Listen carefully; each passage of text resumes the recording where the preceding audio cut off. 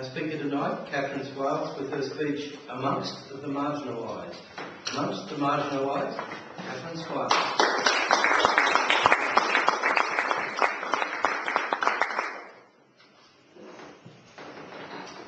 Regard me well. Regard me well, because I am the new face of poverty. Research is showing that women of mature age, 55, are the new homeless in our society. And this research is being carried out by the University of Queensland and by Professor Terry Burke at Swinburne University. I am the new face of poverty. I retired 7 years ago. So did these women. I have super, but these women have very little super. They have become homeless at a time when their assets, their resources are most tested. What has happened is a confluence of social forces at a time that has hit the most vulnerable in our society. Women who have been conventional and contributive members of our society, who have found that they have very little super, who have found that they're in a market force of rent and accommodation, the costs of which are spiralling, who find the basic utility costs of basic water, electricity, gas, that all these noughts, as you know, and I experience, all have double noughts on them. So at a time when they are unemployed, retired, they are the most vulnerable. You will appreciate that the rental market in our society now is an unregulated market force. People are at the victims, or have become the victims of unscrupulous owners of properties. And you've seen the pictures, the same as I, of immigrant families, a family in each room. These are unregulated. There's no stopping this. Women, mature-aged women, they don't go to the shared accommodations, to the unsafe conditions that you find there. They tend to go between families, family members, through friends and so on, and they actually create a narrative, a plausible narrative that helps them through, and they become disguised in terms of homeless. Another problem that exists at the same time is our public housing is completely inadequate. It is not responsive to good research.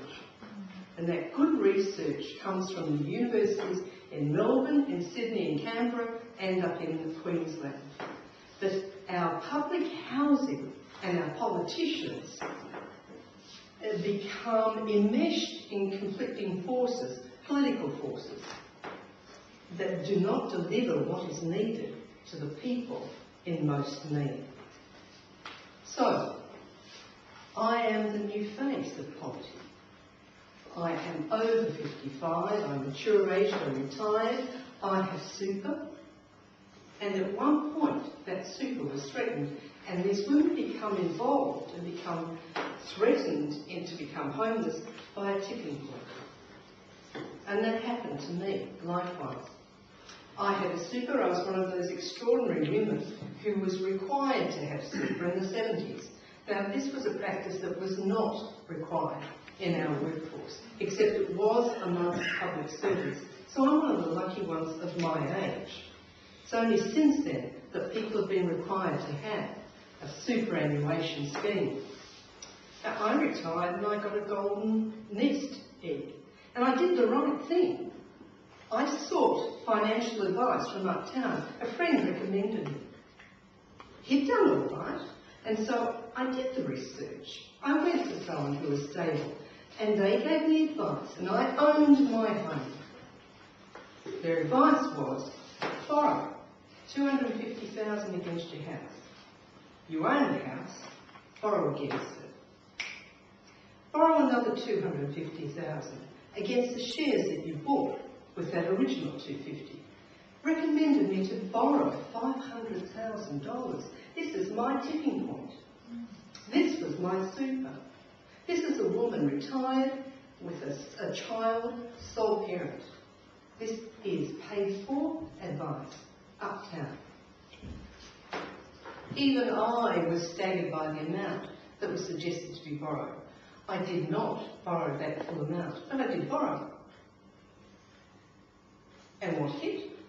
What was the tipping point? 2009. The financial crisis the world had. And my gold net dissolved.